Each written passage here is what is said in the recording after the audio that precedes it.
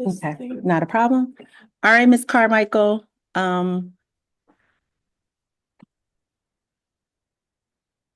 afternoon, parents. Thanks for coming or logging in. It is that time of year where we should be talking about FAFSA and getting prepared for the window to open on December 1st. Ms. Ann Carmichael with Leela has graciously decided to support us in this manner, so I'm going to yield the floor to her. Would you please put in the chat? Would you please put in the chat your child's first and last name?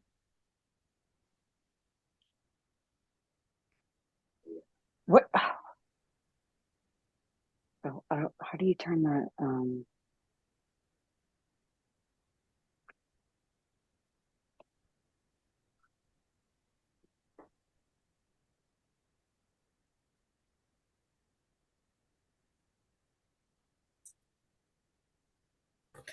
While we're waiting to begin, Ms. Jones asked that everybody put I see somebody already has. Everybody put your child's name, first and last name into the chat.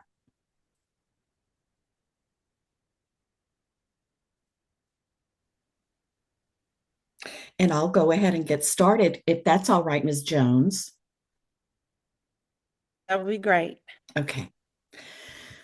Thank you so much for having me present this evening. We really appreciate the support that you all give us as well. So I want to remind everybody that as we go through the session, if you will drop your questions into the chat box, I'll be happy to address those after the presentation. Or if you want to unmute yourself when the presentation ends, we can have a discussion. I need to chat in there and put her name. I mean, please mute yourself. We can hear every conversation you have. Would you please mute yourself? Thank you. So, as parents know, but students might not, there are quite a few expenses involved in obtaining your college degree. And of course, those will include tuition and fees, room and board, any books or supplies that you might need, and travel expenses. For those who perhaps may be staying off campus and traveling into campus, that should be considered as an expense. But the good news is that federal student aid does offer resources to help you pay for those expenses. And those resources include the federal Pell Grant, the Federal Supplemental Education or FSEOG grant, service grants, and then the TEACH grant. He's on my screen, like I can't. So for the TEACH grant, you just want to make sure that if you're planning to study education and you do accept a TEACH grant, if you do not teach when you are after you graduate, you're ready to start your career, that money will be then turned into a student loan. So be very careful when accepting the TEACH grant. Federal Work Study is a great opportunity for students to work while they're attending classes, while they're on campus. These are very well-paying jobs. They are very flexible with your hours. So, and they look great on your first professional resume. So please consider Federal Work Study. And then your last resort would be student loans. Now, the federal loans include the Federal Direct Subsidized Loan, which means that this loan's interest is subsidized by the Department of Education while the student is in college or ceases to attend and graduates, then interest will begin to accrue. Direct unsubsidized loans are for basically everyone. These loans do accrue interest once they're fully dispersed. So usually when you accept a federal student loan, you will have a fall disbursement for that first semester, and then your spring disbursement will come in January. So about 60 days after that first disbursement, you will go into repayment or begin to pay interest on that loan. Parents can borrow on behalf of the students if they choose to. And of course, there are graduate dollars available for those in graduate school. Now, all of these monies can be used at 2- and 4-year universities, community colleges, career and technical schools for online and grad school courses. You want to make sure that you're keeping track of your federal student aid deadlines. So most colleges will have what they call a priority financial aid deadline. You'll want to check with each of your colleges to make sure that you are meeting the deadline. I know that LSU's deadline, usually their priority financial aid deadline is in December. Every college is going to be a little bit different, so it'll be your responsibility to check on those. There could be a deadline for some scholarships, including the TOPS scholarship. There could be a FAFSA deadline for that, as well as federal deadlines. Now, anyone who's a U.S. citizen or U.S. national, has a green card, an arrival departure record, has battered immigrant status, or a T visa can apply for federal student aid. So make sure you're checking your documentation. If you do have one of these forms of documentation other than your Social Security or permanent resident card, you will need to produce that documentation once you complete your FAFSA. Now, the first step is to complete your federal student aid ID. The 25-26 FAFSA, which is what you all as seniors will be completing because that is the academic year you're going to be in college. The FAFSA form itself is going to be fully functional on December 1, but you can create your federal student aid ID now. And I want to give you a few words from Federal Student Aid about how to create the ID.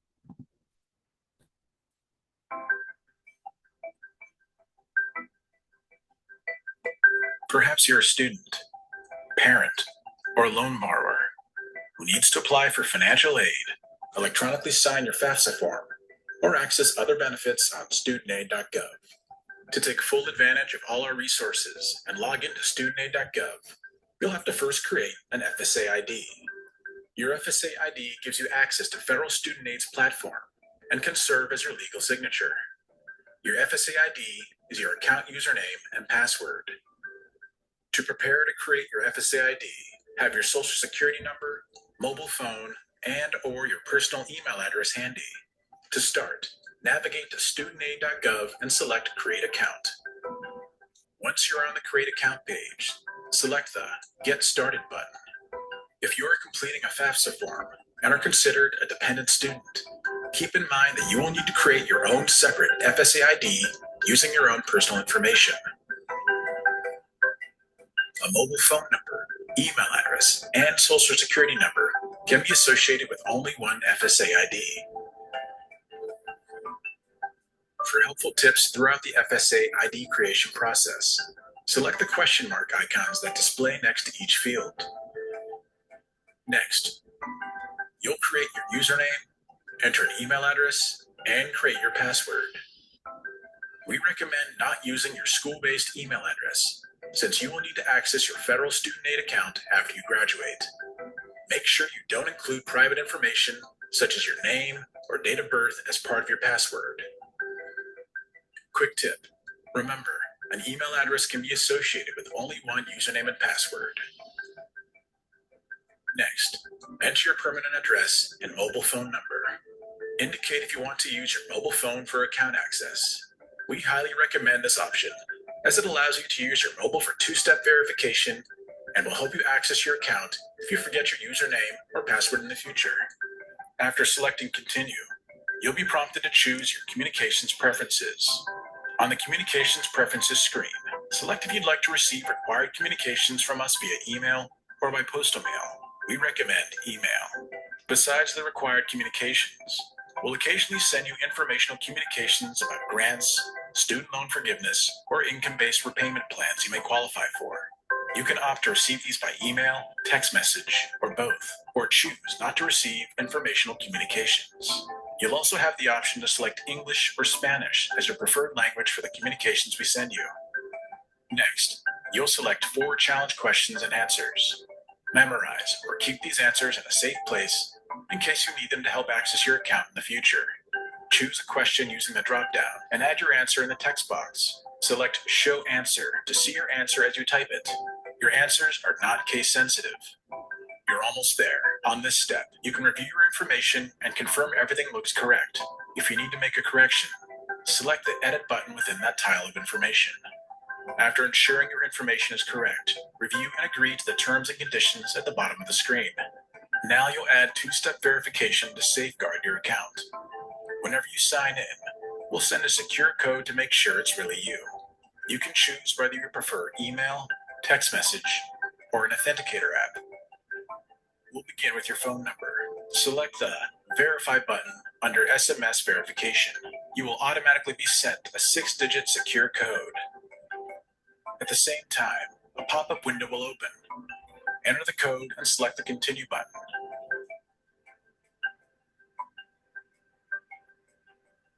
You'll see a green verified icon appear that tells you you're successful.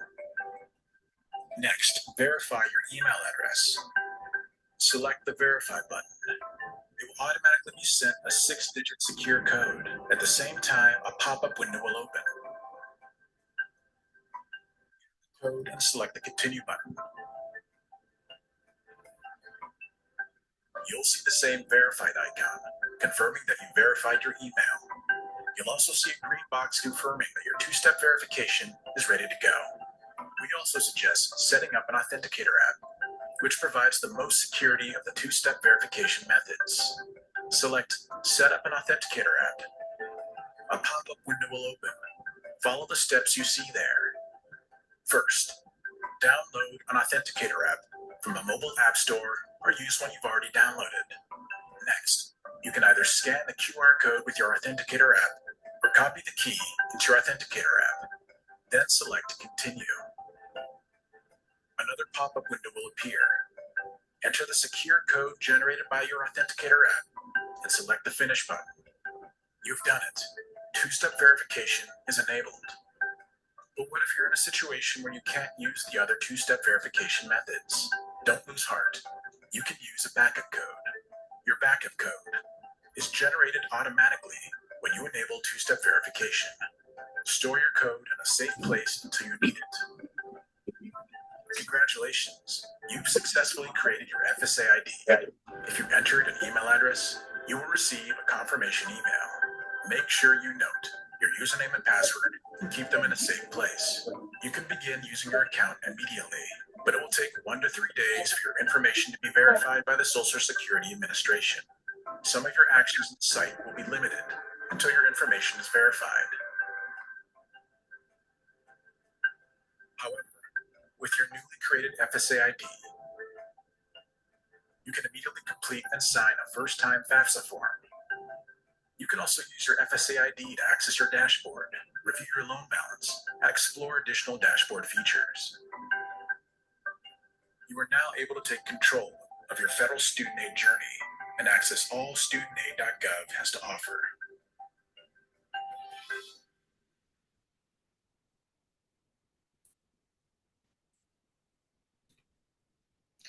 So you can see that, oh, we don't want to start again, that's for sure. All right, so each student needs their own FSA ID. We've gone through the process of how to create it, but if you do need help, we are there to help you go through that process. And I'll talk about that in a little bit. So this is what the FSA ID homepage looks like. They mentioned the 2-step verification. You will select 2 of the 3. Everyone has to verify their email address. Then you will either use your mobile phone or your authenticator app to verify in a second fashion. And you'll want to begin gathering all of the documents that you're going to need to complete the FAFSA. And of course, those documents are going to include the FSA ID, which you have already created. You'll need your Social Security card or your permanent resident card. And it's important to have this information in front of you when you begin the process. Because if there is anything that varies from what's written and printed on these cards, if you use the wrong information on your FSA ID, then the Social Security Administration will not be able to verify you. So just make sure you're using your name. Yes. And then you'll want to gather your 2023 federal income tax returns, your W-2s as well, and your account balances. So you'll want to keep in mind that when completing the FAFSA, you're going to be reporting income from 2023, but you're going to be reporting assets as of the date you submit the FAFSA. On December 1, you'll want to mark your calendars so that you can start the 25-26 FAFSA form. You will log in. You'll log in as the student if you are entering for the first time. Use your username and password that you have already created. Identify your role as the student. And verify the information in your FSA ID. If you see that you need to make a change, this is the time to do it. You may have to go back into the ID itself to make any updates, but if everything looks good, then you can continue on. You'll be asked for your state of legal residence and the year you became a legal resident. And then you will be asked to consent to have FAFSA check with the IRS for your income information from 2023. Now, this is very important because if a student refuses to have to go through this step and have FAFSA check with the IRS to see if there's a form on file, that student will not be eligible for federal student aid, because the new process is for most information to come directly from the IRS so that there are not as many manual mistakes.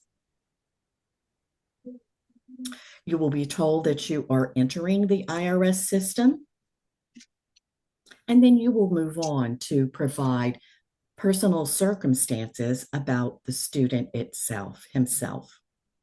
You will report the marital status of the student, their plans for college, and many students are confused. Many seniors get a little confused here. We are looking for first-year freshmen. That means that you have not received federal student aid in the past. You may have completed AP courses, or you may have clept out of courses, or you just, for federal student aid purposes, if you have not received money from federal student aid, on this form you want to report that you are a first-year freshman. Then the form will begin to ask a series of questions to determine whether the student is dependent or independent. And those questions I'll go over briefly. Is the student currently serving on active duty or a veteran of the armed forces? Does the student have children that they financially support, that they provide more than half of their financial support to the child? At any time, Ms. Carmichael, Yes, Ms. ma'am. Carmichael, would you mute all participants, please, other than you? Yes, ma'am. Thank you so much. You're welcome.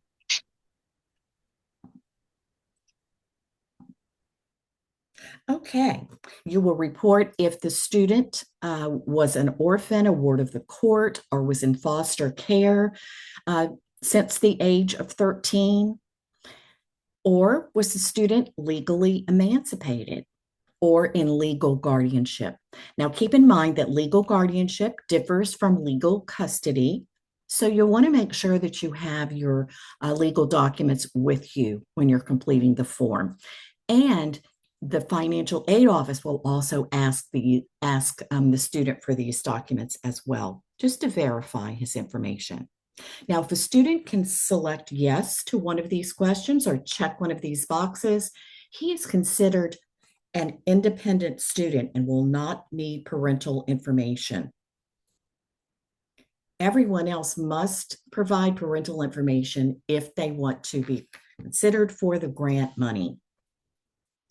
You'll be asked if the student is homeless or at risk of being homeless, or if they have any special or unusual circumstances. A student can be given provisional independent status, but he must work individually with his financial aid counselor to determine that. Now, if you cannot get information or your parents do not want to participate in this process, you can apply for a federal unsubsidized loan only. If you do, you can move forward.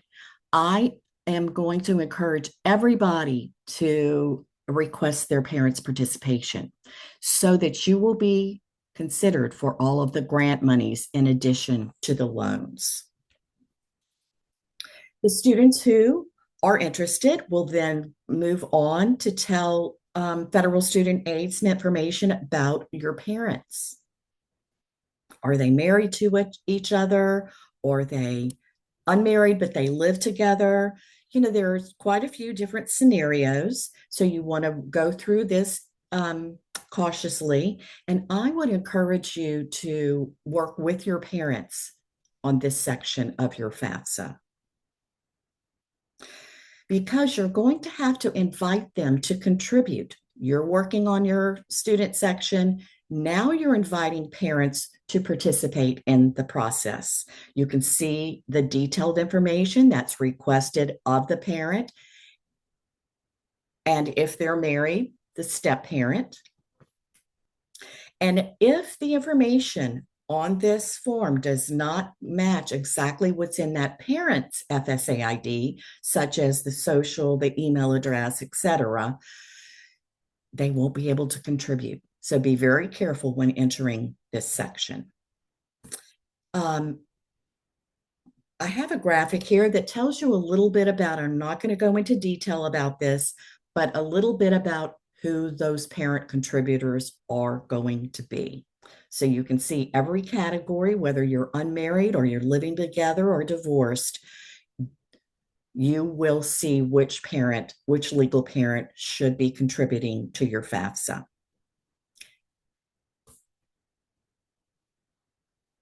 Now, remember that only legal parents are supposed to contribute to the FAFSA. So even if you do not live at home with your parents, unless those people that you're living with have adopted you or they are your legal guardians, you do not report them. You only want to give information about your legal parent. You'll continue on to the student demographic section by providing personal information about yourself as the student, or you can prefer not to answer. Your citizenship status, your parents' education status, because there could be additional financial aid for first-generation college students.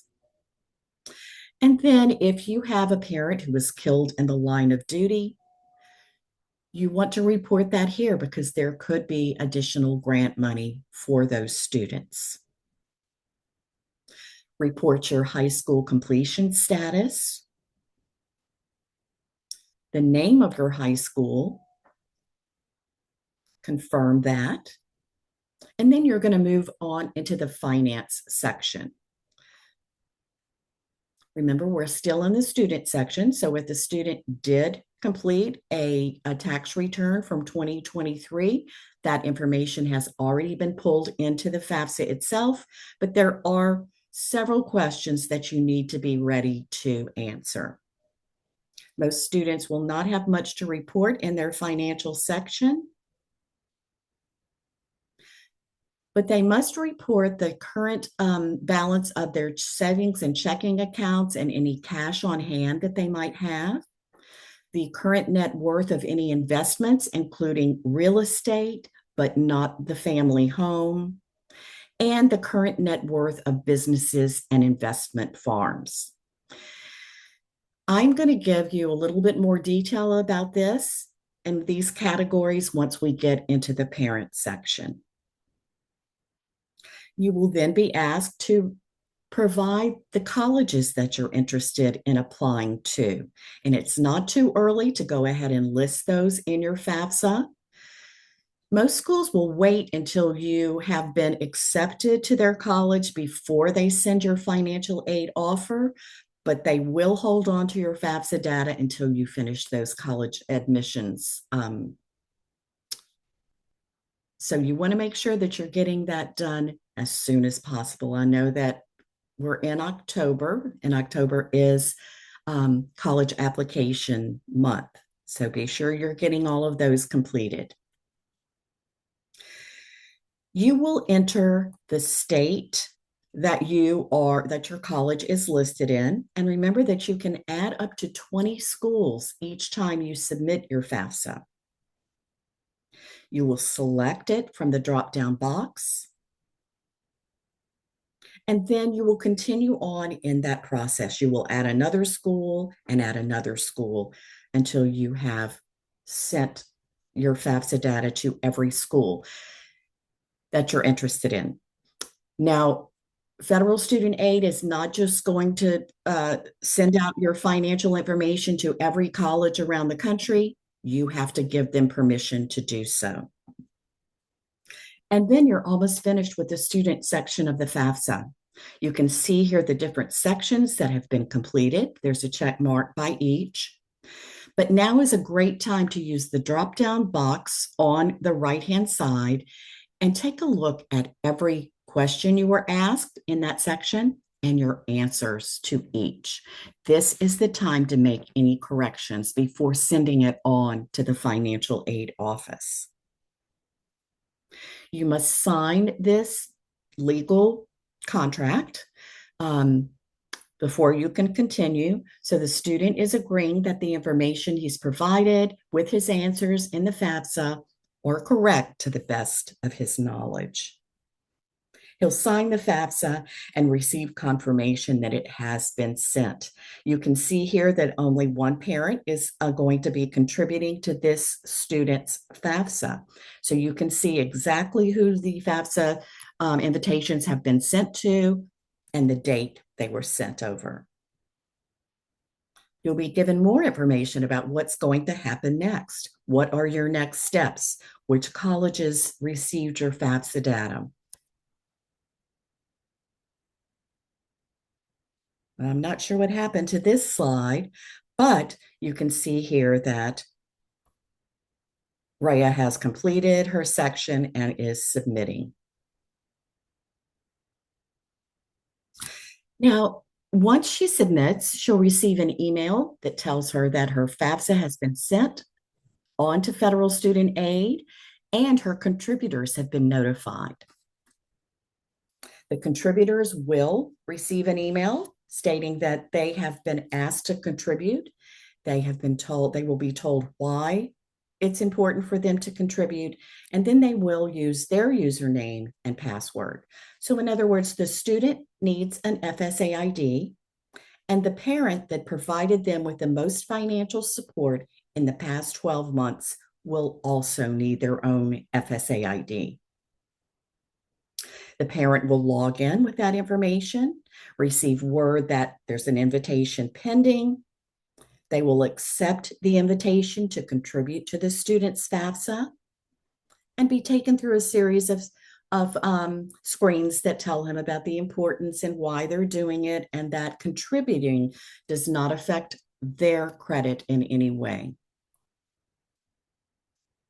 They will double check all of the information that they provided in the FAFSA itself and the FSA ID, and then they will have to consent to have their tax information checked and dropped back down into the FAFSA. Now, if a parent does not want to go through this process, that is their choice, but their student will only be offered federal student loans if they choose not to contribute. So you'll see the exact same screenshots. You'll see each section is going to look like the other. The parent and student section are going to mirror each other. So the parent will provide, answer questions about themselves, their marital status, their state of legal residence, and move on into the financial section. They will be asked if they received or participated in any of these federal programs, asked about their family size, because you could have a case where in 2023, your family size was smaller. And as of the date you submit the FAFSA, there could be additional children or other dependents in the family. So because this information is being pulled from 2023, you have the opportunity to update your family size, provide the number that will be in college during the 25-26 academic year.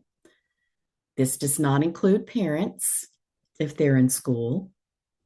And then manual entries about parents' finances will be asked. There are not that many left, but you do need to provide information about them. When the FAFSA becomes live on December 1st, you will see a question mark over to the right-hand side of every field. If you have a question about what an IRA rollover or qualified plan is, or pension rollover, you can always use those question marks to give you a better explanation of the question. The parent will report if they received any child support for the last complete calendar year. Not what not what you are court ordered to receive, but exactly what you did receive. The parent will provide the balances of his checking and savings accounts, any cash he has on hand, and here are the other 3 asset questions. I'm not going to go through this line by line, but you can see that the net worth of your current businesses or investment farms is the amount left over after you subtract the debt from that investment. So you're not reporting the entire value of the investment, just the net value. And I'm going to provide your counselor with this presentation so you can take a better look. But these statements are taken directly from the FAFSA itself. So if you use that question mark, this is what will drop down for each of these fields. You never want to report the net worth of your family home. That is not reported. And also with the drop-down question marks, you will be told exactly what should be reported with examples and what you should not report. So it is tedious, but it is very thorough. Then it's time for the parent to sign and submit the FAFSA. Again, you want to check over all of the answers to the questions you were asked. The parent will then sign saying that the information he has provided is correct to the best of his knowledge, and then it will be time to submit the FAFSA. Once the FAFSA is submitted, the information is going to go out to every college that is listed on the FAFSA, everyone you gave them permission to send it to, and the financial aid office will begin to review it and provide you with a financial aid offer. Now, we often get questions about when they're going to receive their offers. And remember, every college is going to have their own timeline. Some process early, some may wait until mid-spring to provide you with a financial aid offer. But just remember that it does not hurt to contact the financial aid office if you're eager to find out what's going on. They are in the process of determining your net price, and the net price is what you are going to be responsible for paying as the student.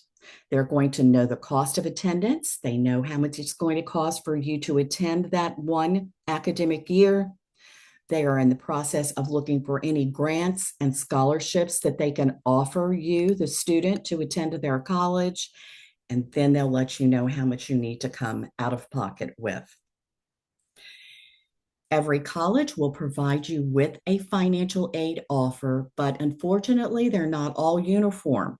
So they won't all look like this, but they all should line item the costs of attendance, any grants or scholarships that you are eligible to receive. And here's where your loan amounts will come in. They will offer you up to the cost of attendance in student loans to help you cover that one academic year. You can see that this student has applied for federal work study and has several other outside or private scholarship opportunities. You always want to accept your award in this order. You want to take all of the free money that you're offered, any grants or scholarships that you have earned. Next, you want to accept your federal work study. That money does not have to be repaid because you have already earned it. And then your last resort will be student loans. Now remember, every scholarship that you receive is going to reduce the amount of your student loan debt. So this is prime time as seniors to be looking for scholarship opportunities. Your counselor hears about them probably daily and posts them on her website, shares them with students. So mom and dads, make sure you're checking with your student about anything that's shared with the student that you might not be aware of. Private companies, business church organizations, there's just a wealth of scholarships, but you do have to work for them. So make sure that you are applying now for those dollars that are going to help you avoid that student loan debt. Leela offers several scholarship opportunities. This year, we are awarding each month. We will award a $1,000 scholarship to a senior who is planning to complete the FAFSA or who has already completed it. So because the FAFSA has been getting a late start the last couple of years, you can apply for this scholarship now. And if you want to scan this QR code while we're here, feel free to do that. That code will take you directly to the scholarship application. If you choose to stay in Louisiana and attend a college here, we have scholarships available for you as well. And these are not only for seniors in high school, these are for students or parents or counselors or anyone who's attending a college in the state of Louisiana. If you find that you've chosen a pricier college and your scholarships and your grants are not covering your entire cost of attendance for that academic year, Leela does administer a not a federal, but a nonprofit education loan product, and it's called Leela Choice. And this is for students who may have maxed out their federal offer because the federal loans are limited, but you can borrow up to the cost of attendance through Leela. These are only for Louisiana citizens. And you can see that right now, our loans are even have a little bit better interest rate than the federal loans. We have published our FAFSA completion guide again this year for the class of 2025. Those are at the press now, and they will be sent directly to the school. If you'd like an electronic copy, I'm happy to send that over to you before these are distributed on your campus. I'll also include our senior checklist for college planning with some great resources, links to achievement tests that you may take. If you want to schedule a virtual FAFSA session with a Leela representative, you can do that. So this is a very good resource as well. Again, my name is Ann Carmichael. You can see that we do have a FAFSA helpline. If you want to jump in and work on this yourself and you just have a question you want to call in about, or if you want to schedule a session, which many Discovery students I see have already done so. They already have their FAFSA sessions lined up or their FSAID session. I've also included my email address if you want to communicate with me independently. Now, Ms. Jones did ask toward the beginning of the presentation that everybody please enter your name, first and last name, in the chat box so that she will know who attended this evening. I am going to give you all a couple of some time to maybe ask any questions that you might have. You can drop those in the chat box, or you can unmute yourself and ask your question.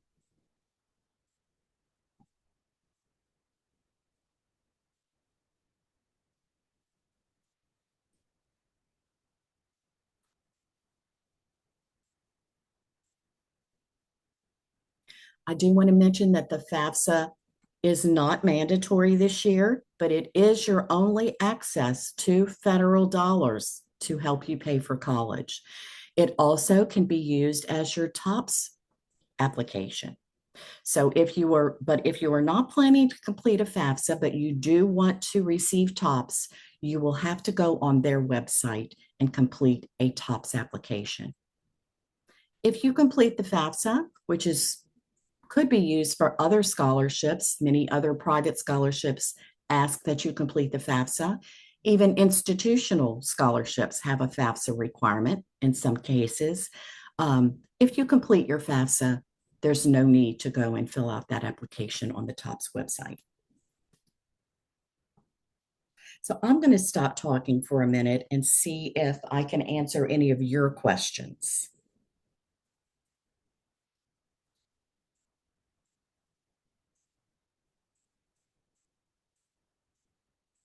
I'll also provide this recording to Mrs. Jones for you to take a look at later, because I know this is a lot of information to absorb in one sitting.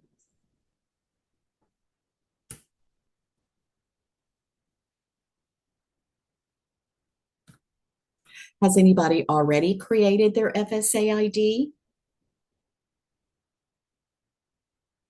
That's a good question. When is the deadline to apply? Well, the monies are offered on a first come, first served basis. So with the grant monies, federal student aid will award colleges with a certain amount of, say, Pell.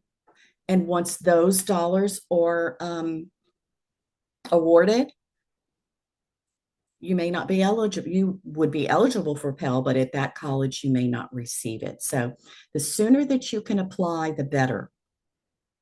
Also, some schools have a priority financial aid deadline. That means you are first in line to be awarded. Make sure you're checking with each of your colleges to make sure that you know what their deadlines are. You can actually apply for federal student aid at any time during the 25-26 academic year. But that would mean that you're paying out of pocket in August for the entire first semester. And then if you decided to complete the FAFSA the second semester, you could be reimbursed for that semester. Oh, here's some great questions coming in.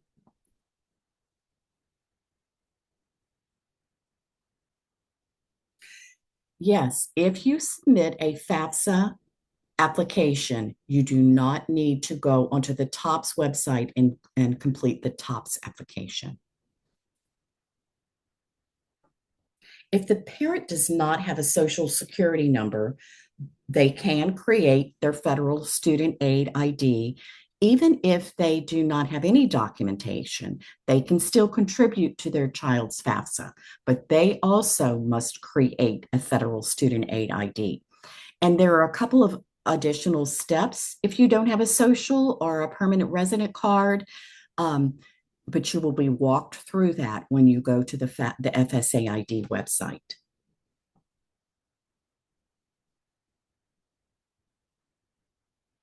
Yes, that's correct. If you complete a FAFSA, you do not need to complete the TOPS application. And again, yes, the FAFSA will become fully functional on December 1st of 2024. So make sure that you are marking your calendars for that. This brings me to a question that we're often asked. Say you're a mom or a dad, you're a parent, and you created an FSA ID when your older child was going through college and completing their FAFSAs, or perhaps you're in college and you have already completed your FAFSA, or you've already created your FSA ID. That is all you will need to contribute to the student's FAFSA. You do not need to create another FSA ID if you already have one. If you do not recall what your username and password are, you can go back to the FSA ID site and retrieve that information. I always encourage mom or dad to double check their information. Something could have changed. You could have changed your email address, your mobile phone number, but you want to make sure everything is up to date in the parent FSA ID before you begin to contribute to the student's FAFSA. Because if everything does not match what's in those IDs, you're going to have some trouble submitting the FAFSA. These are all great questions.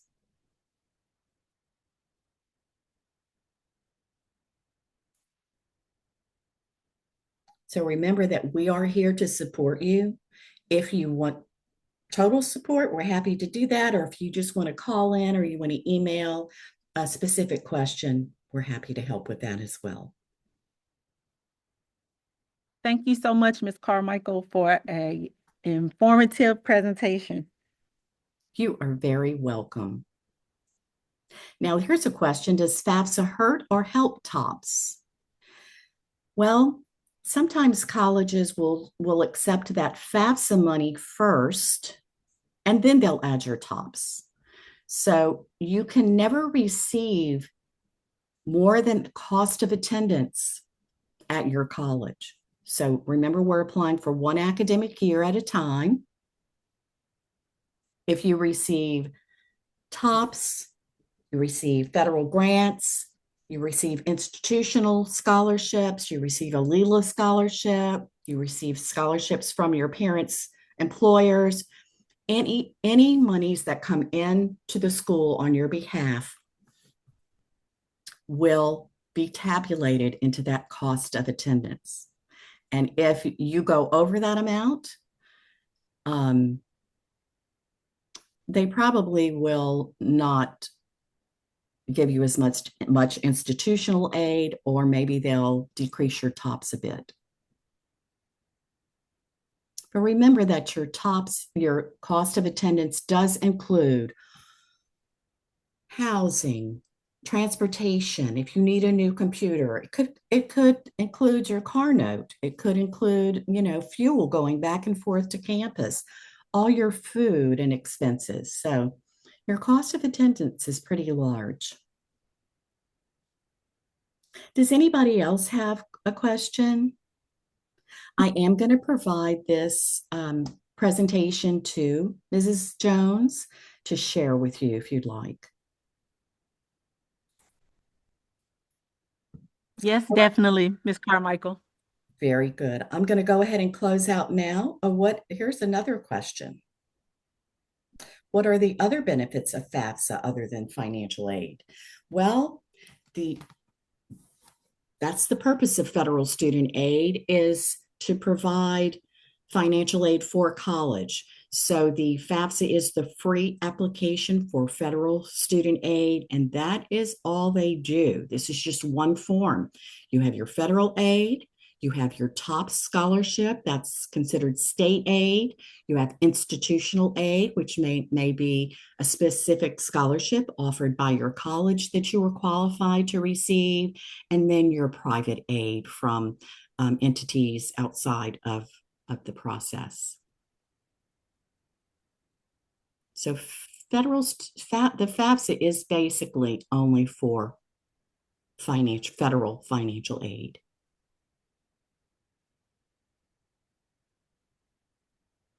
All right, I'm going to close out the meeting if that's okay with you, Ms. Jones, and I will be Yes, ma'am. Thank you available. so much. You're welcome, and y'all have a nice evening.